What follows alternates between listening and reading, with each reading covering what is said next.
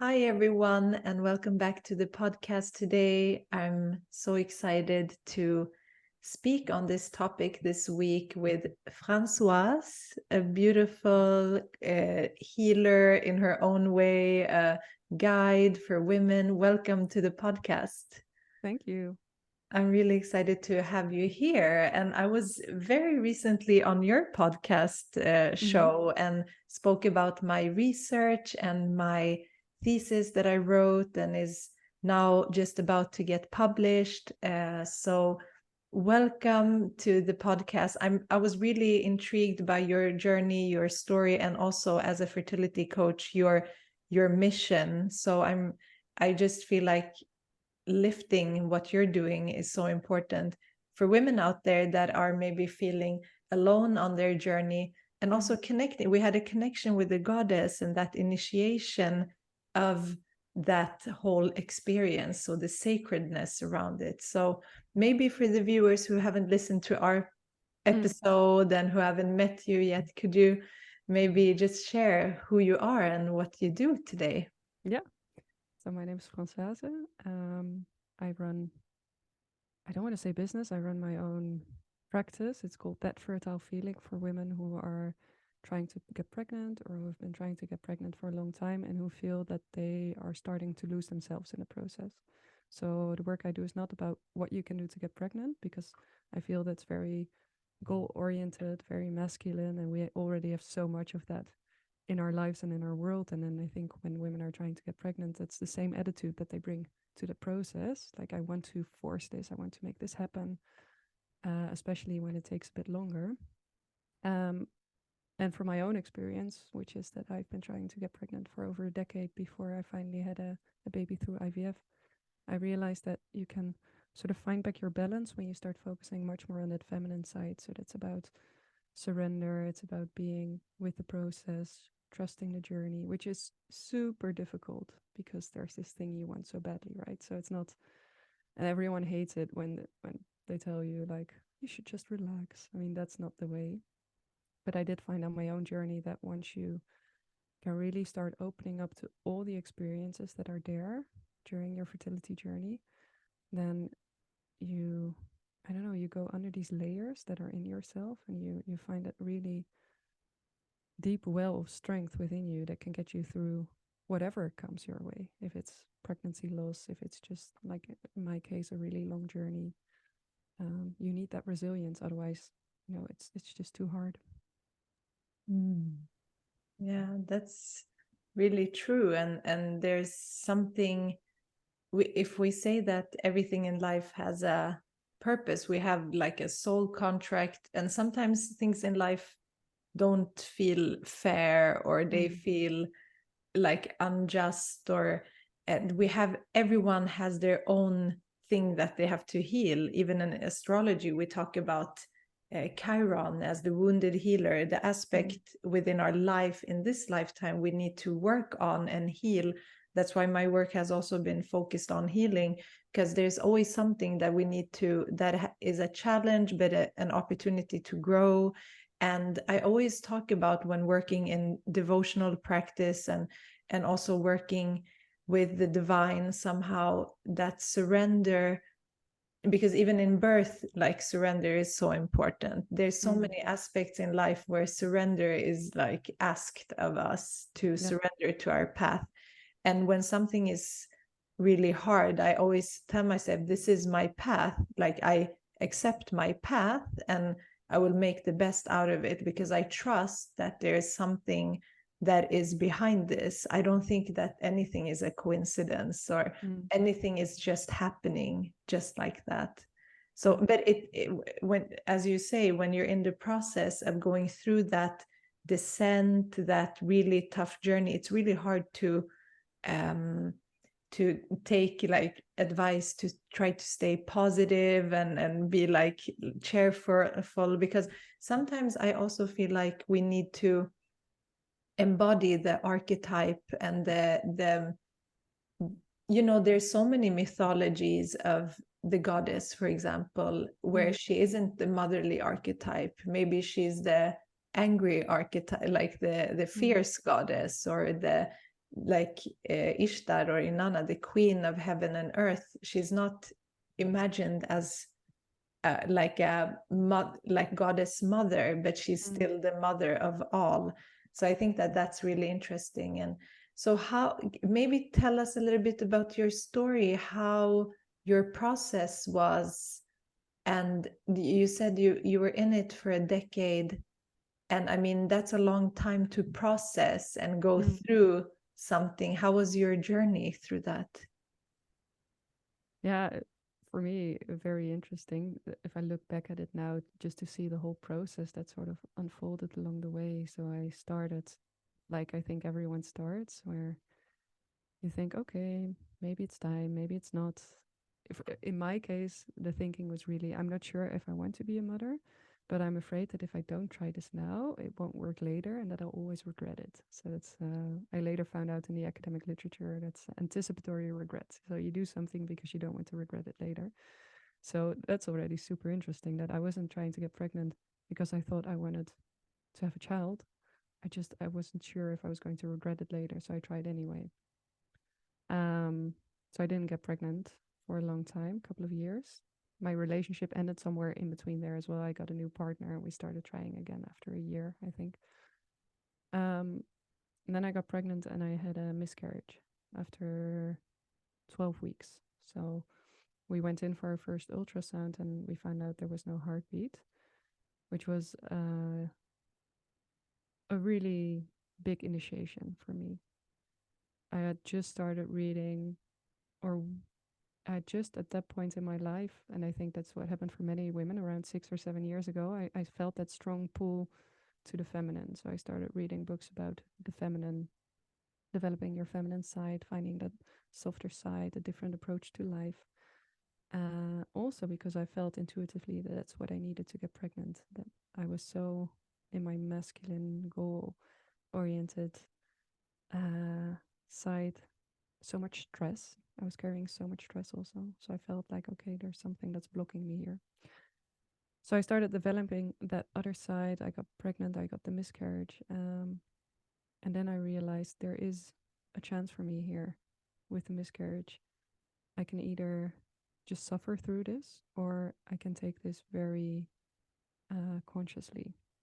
And I remember when women give birth, they write up these birth plans where they describe how they want their birth to be. And I said, okay, I'll do the same for my miscarriage because I knew the heartbeat had stopped.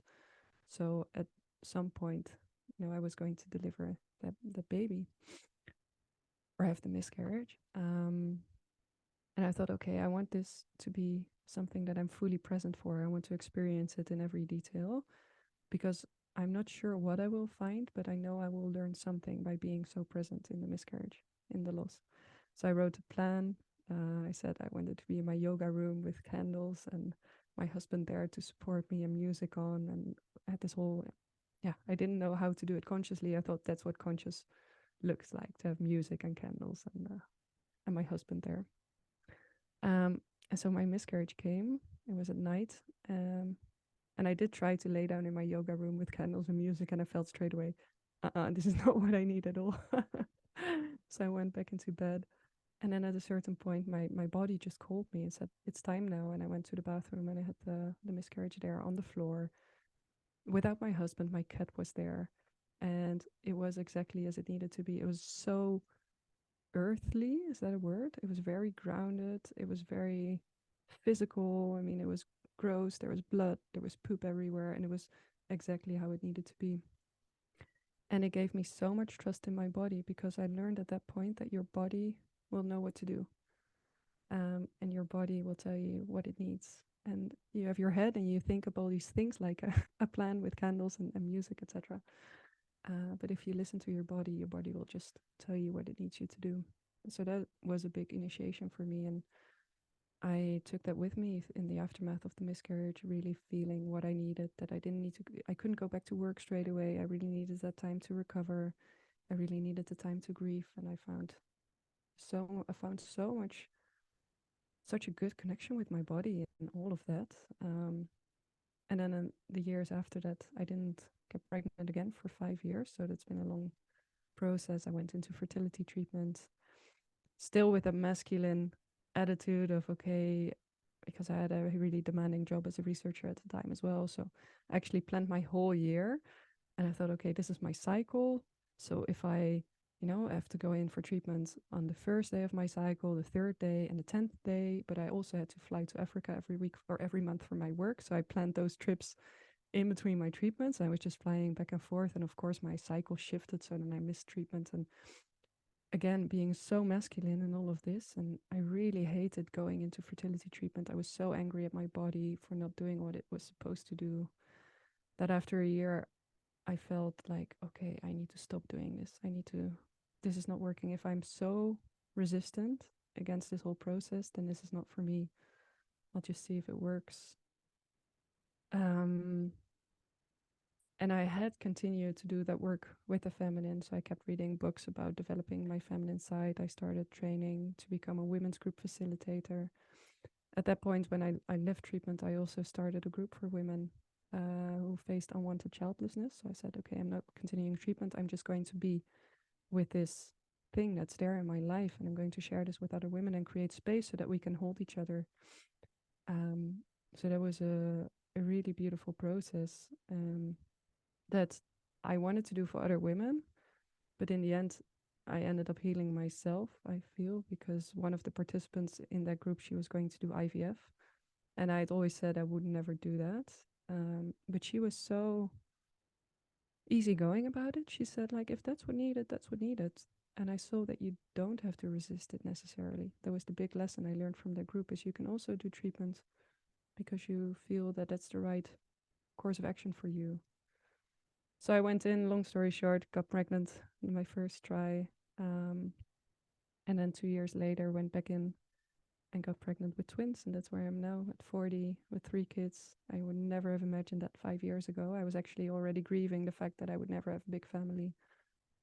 And I'm not saying all of this because I feel that this is what you need to do to get pregnant, but to show you that, yeah, my own journey has taken so many turns. And yeah, that's what I want to help other women with now, to be able to navigate that. Yeah, wow. That's an incredible story, and so beautiful and so powerful that you've experienced that death and rebirth cycle in your life and also within your body, because as a, like this life is created and then leaves the body, like that whole journey of that soul just somehow for some reason is not gonna incarnate fully in this life. So that's also the power of the womb, to hold like death and birth, like both aspects, because we're in the death cycle every month with the release and the egg coming out and then the menstruation. So it's like a really, and I mean the way you approached it, it's so beautiful, because you created these tools for yourself to manage. And like you said, like when you had that support group and the women around you, how, because in like another society you would have women around you that would support you somehow, and then even better when you have the same experiences. That's like with everything, if you're sharing things with people who can fully embody and understand what you're going through, how beautiful that is. And then you are helping others to heal, but you heal yourself. And I mean, that's it's usually these things that call us to become healers somehow, and to have an understanding for the people who we're working with. It's easier when we have experienced similar things, and really not just sympathize, or like you can really feel it. That's, I think it's powerful. So that's so beautiful. And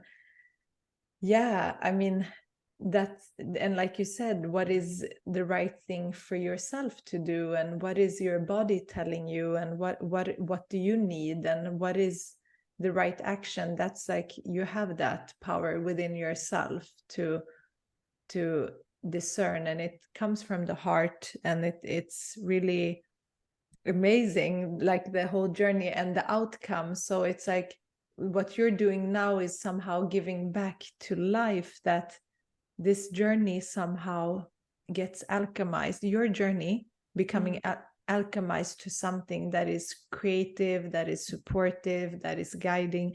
So how are you working with women today that have experienced similar things as you did? Mm.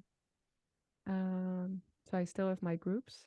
I do it online now, so I gather women for 3 months. And then we have a meeting once a week online for 2 hours where I guide them through. We have a sharing, just as any women's circle. So we start with the sharing where they are now. And then I sort of feel like, okay, what is needed today? And I guide them through visualization or meditation or dance or embodiment practices to really go, like, take off a layer and look at what needs to be looked at. And that's different every week, of course, also depending on the moon and where you are in your own cycle. So I also work with women one on one, and I really try to share like the tools I developed for myself. Once I started going in for IVF, I realized that I couldn't go in, and it sounds super counterintuitive, but I said to myself, I cannot go into IVF with the purpose of getting pregnant, because that's what I learned in that year that I stopped treatment. I learned that, or I faced the fact that I don't have any control over my body in that sense. I cannot control whether I get pregnant or not. So I really learned how to surrender into that not being into control, which is really hard, but it's also really freeing once you can really get to the anxiety that causes the desperation, the hopelessness. Like, it's once you start getting in touch with those feelings that it becomes lighter. It's again getting to the light through the dark, I would say. So when I started going in for IVF treatment, I realized I cannot go in thinking I need to do everything I can to get pregnant. All I can do now is to take really good care of myself in this process. So when I'm going in for treatment, I'm going to look at every step and see what do I need to stay healthy, to stay nourished, to stay sane. So I developed all of these rituals around taking hormones, and to do that in a way, I created a gratitude practice, for example, around taking hormones. So it's not because I was very resistant during my first cycle of inseminations. I needed to start taking hormones as well, and I've just felt like it's just, foreign stuff I'm putting in my body, and there's side effects. So I was actively fighting the medicine, I call it now. So when I went in for IVF, I developed this gratitude practice where I could really make it a ritual, even take the medicine in front of my altar and see that all of those people who've been working around the world to develop these medicines and that are now available to us. And yeah, so that's one example. Or when I went in for my transfers, the embryo transfers, they can be super clinical because you're there on a table in stirrups, you have your legs wide open, someone, the doctors are talking. And at some point I realized, but this is a really magical moment because you can actually capture the moment where the embryo enters your womb. And that's not something, well, if you can feel your womb, you may notice implantation, when you're trying to get pregnant spontaneously. But it's really special that you are there in that moment, that you see the embryo. You can even see it right on the screen with the ultrasound, seeing it enter your womb. So I said, I want to turn it into a sacred moment for us. So the next time I went in, I asked them, like, can we put on some music and can I do a meditation before we start? Because I really want to relax before we start. And can I insert the ultrasound probe myself? Because that way it will also feel less invasive for me. And then they agreed to all of those things. So I could just look at my husband. We had our music on, did a little meditation. And the funny thing is, it was a bit awkward, right, to ask all of those things because you are in a medical setting. But I noticed that the doctors in the room, they calmed down themselves as well because we were creating that space. So they stopped talking, they were quiet. And then they told me afterwards, they said, oh, we should do this with every patient. This is so special. And I thought, wow, this is, by creating again that healing space for yourself, you're also having this larger effect because now I got them to think about what they're doing and how maybe they could change their way of working. And maybe next time they will give the woman the option, like, do you want to put on some music or not? So sorry, again, long story short, that's why I work in my clients one-on-one, is really see like where are they in their fertility journey, and then really develop these personalized practices for them. And see like, okay, if you're going in for treatment, maybe record a visualization that you can do in the waiting room, so that you really go in open and receptive and free. Yeah. I mean, that's so beautiful. I think all women who are going through treatments, which I wrote about also in my thesis, should hear this, and also all healthcare practitioners. Like, you know how much investigation and research has been done on like the environment of birth, right? They are testing like the waters, the music, like all of that. And it's not really been done in the infertility treatment sector. I mean, this is such an easy and simple thing to implement, or to try out at least, and see. Like, I know that there are a lot of research that wants to see if there's any connection between like mindfulness practices and the success rates, you know, all of that. But like just the environment, you know, like here in Sweden, since we have midwifery led birth, and they're trying to do like the birthing rooms, not all hospitals, but those that have really tried to make it as cozy and home-like as possible, how that also impacts like the relaxation. If you're feeling safe, like how are you embracing this thing that is coming into your womb? So I mean, that's so beautiful. And then creating your own, like how you're guiding women to create their own space with their partner maybe, or those that are doing it alone. I mean, there's so much. And also working with grief, because grief is, you know, in Chinese medicine, how connected it is to the lungs and the large intestine, and it's so connected with our breath, and how easy it is to like start working on the grief through breathing, and also in the process that, like in treatments, there's so many things that can be integrated. And that's why like we would love to see a more integrative healthcare system and treatments as well, like a holistic way. Because what you did also was to like pause and show that, because these doctors are working like fast and just seeing patient after patient, like pausing, like this is a human being in front of you who has this experience, and it's life-changing. Like you can change this person's life, you can help to facilitate life. Like imagine that, like how magical is that for a doctor to be able, like a shaman, or like this amazing, like you said, technology that has also been given to us. And I don't know if you've shared, if you like, because there's also, for those that are new to the topic, there's like different types of infertility. There's also explained and unexplained, and the unexplained is also very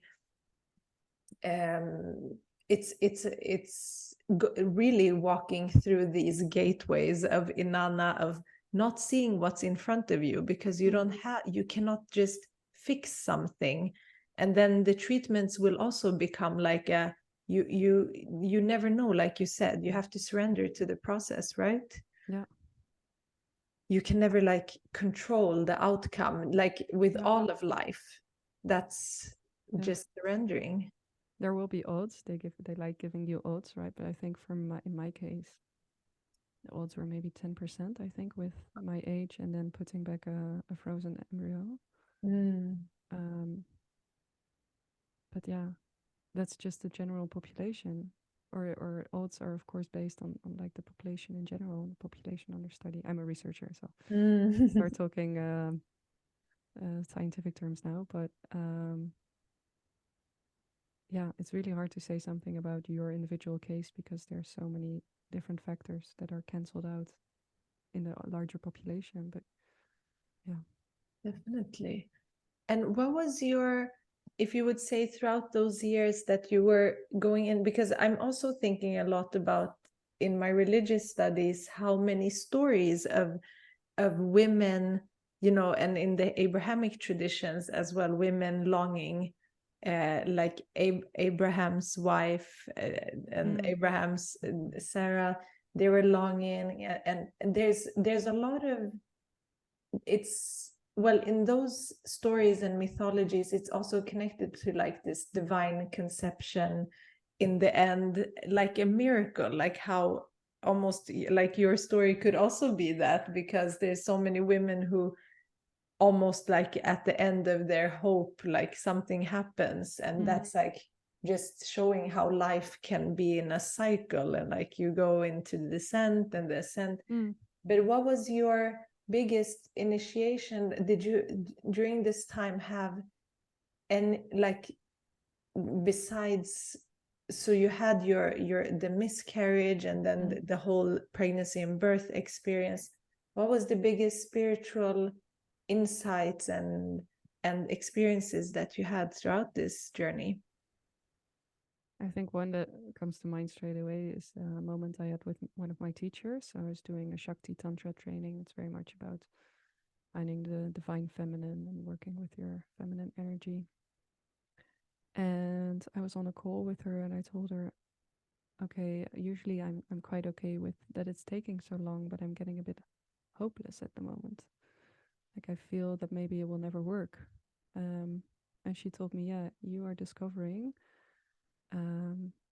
that you are not in control of life and that maybe this will never happen. She says you're on your pink cloud and you're falling off and you're seeing that this is what life is about and that you cannot control everything. Something along those lines. It was really like straightforward. She works a lot with Kali energy. That's her goddess. So Kali is all about destruction. So I always call her the wrecking ball. She will just wreck, or she will just break down that wall that you have built around your feelings and just put them out in the open. So that's what happened for me as well. When she said that, it was really painful. And I could really feel, I could connect to that feeling of maybe I will never become a mother inside of me. Maybe I will never have a child. And it was so intense that actually I had to go to bed. I was working from home, I think, so created some space for that. And I actually went to bed for 2 days and just stayed with that feeling. It felt like my entire body broke open and it was just this big black gaping hole in my chest. And I was just with that feeling and I stayed with it. That's all I could do. And then after a day, I felt like, okay, this is no longer uncomfortable. This is starting to get comfortable. I'm starting to be okay with this feeling being here in my chest. And then after like 2 days, I realized I was continuously going back in saying, is the feeling still there? It's almost like, felt almost nice to be there because I felt, I think I could carry it or I could be with it. And then it left. Once I wanted to feel it, it was like, okay, you felt enough, and it left. And I think that was a really important moment, not just for connecting to that deeper layer. I think there was something that was always underneath all of the things that I was doing during that journey, just seeing like, okay, but this is the ultimate fear or the ultimate hopelessness that's there within me, and just being with that and seeing that, okay, I can also be with that. But it also really helped me for things like even giving birth later. It's the ability to be with the discomfort.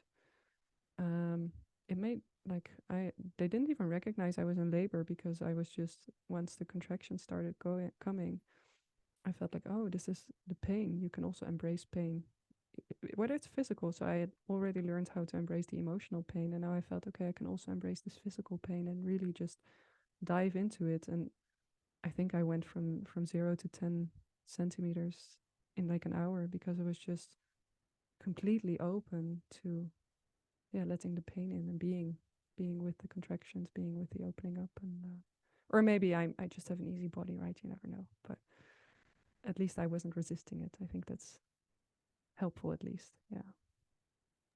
Yeah, that's so powerful. And when you do go through things like this, it's really something that makes you more resilient and also helps you to see, like, it sounds almost like this aspect of becoming the observer and seer instead of like going into it and going into that tumbled wave or something.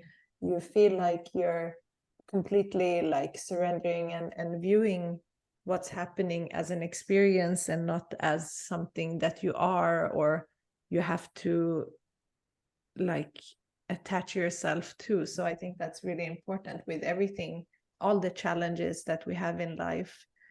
And I'm really curious because we both work a lot with prayer and devotional practice, and there's this book that talks about how the outcome of patients was positively affected by, this is scientific research, by prayer.